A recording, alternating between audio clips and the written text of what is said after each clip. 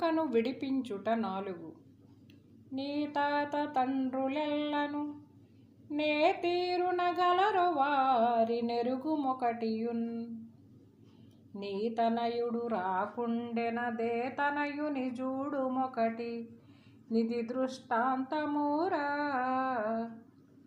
ఈ రెంటిని విరిగితే శరీరా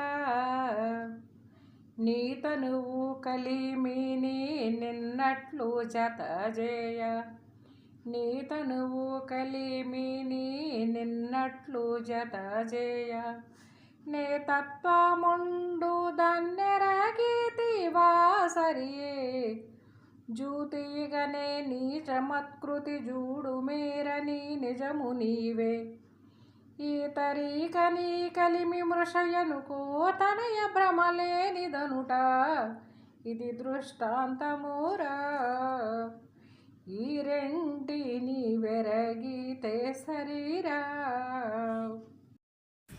జై నిజ గురుభ్యో నమః. శ్రీ నిజానంద పోలోజు వీరయాచార్య విరచితం పైన శుద్ధ నిర్గుణ పరతత్వ బోధామృత కందార్థ దరువులలో ఎరుకను విడిపించుటలో 4వ మిత్ర కందార్థం. నాయన శిష్య, ఇంకొక విషయం, చక్కని దృష్టాంతం తెలియచేస్తాను, జాగరూకతతో వినిగ్రహించు నాయన. నీ తాత తండ్రులెల్లను నీ తీరున గలరు వారి నెరుగుమొకటియును. నీ తాత, నీ తండ్రి, నీ కన్న తండ్రి, అలానే నీ తండ్రి, వీరు గతంలో ఉన్నారు, ఇప్పుడున్నారా? ఈ విషయాన్ని ఒకటిగా ఎరుగు. ఎలా అంటే, నా జన్మకు కారణమైనటువంటి నా తండ్రి, అలానే ఆ తండ్రి జన్మకు కారణమైనటువంటి వారి తండ్రి, వీరిని ఒకటిగా చూడు. ఎలా? ఇప్పుడు లేనివారుగా చూడు. అయితే ఇంకొక విషయం ఉన్నది శిష్య. నీ తనయుడు రాకుండేనా అదే తనయుని జూడుమొకటి నిధి దృష్టాంతమురా ఈ రెంటిని విరిగితే సరిరా. ఇక్కడ ఉన్నది మేధ. శిష్యుడు ఎరుకను విడిపించుటలో ఉన్న మేధ ఏదైతే ఉన్నదో ధీయుతమైనటువంటి విధానంతో చూడాలి. ఇక్కడ నీ తనయుడు రాకుండెనా, ఇప్పుడు ఎక్కడున్నాను నేను? మధ్యలో ఉన్నాను. నా తండ్రి, వారి తండ్రి, అలానే నా కొడుకు, వారి కొడుకు. నీ తనయుడు రాకుండెనా అదే తనయుని జూడుమొకటి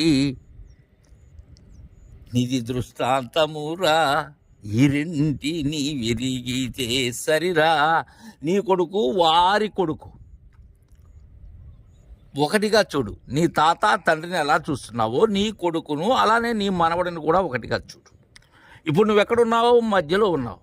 అయితే ఇక్కడ నీవందుకోవలసినది ఒకటి.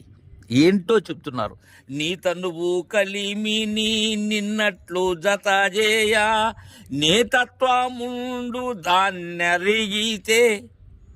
దాన్నెరిగితివా సరియే.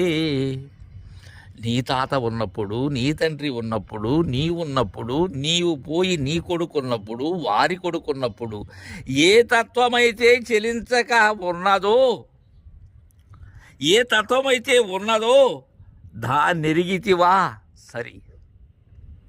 అంటే ఏంటి? ఈ రాకపోకలు అనేవి నాకు సంబంధించినటువంటివి, నన్ను ఆధారంగా, నన్ను కేంద్రముగా చేసుకుని సాగేటువంటివే ఈ రాకపోకలు. మరి ఇవి కాదు నాయన. గతం, భవిష్యత్తు, ఇవి రెండూ కూడా. గతమేది? నిన్న, రేపు, నేడు అనేది అన్నంతలోనే అది గతమైపోతూ ఉన్నది శిష్య. ఇవి ఎలా మారినప్పటికీ కూడా ఉన్నది ఏదైతే ఉన్నదో కాలాతీతమైనటువంటిది, అది ఎప్పుడూ ఉన్నది. ఈ మాయల ఎరుక నిన్ను కేంద్రంగా చేసుకుని నీవే అదై ఆడుతూ ఉన్నది, ఆడిస్తూ ఉన్నది నాయన. ఇంకా శిష్య ఎలా అంటే నాయన,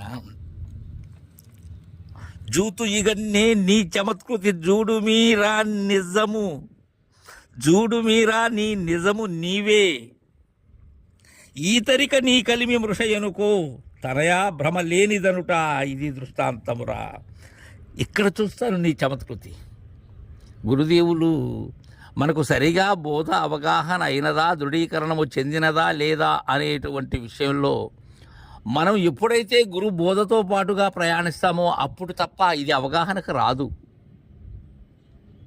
లేకపోతే సరికాదు ఇది.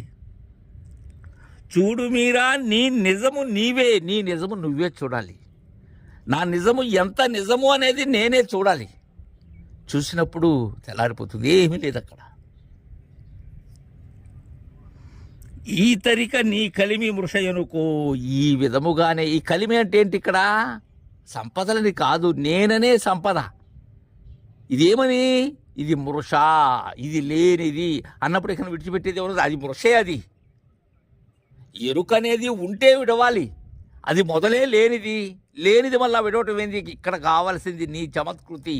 నీవు ఏ విధముగా గురువుతో పాటుగా ప్రయాణిస్తున్నావు అనే విషయం కాన నీకుగా రూఢి అయినట్లయితే ఇక ఏమీ లేదు శిష్య.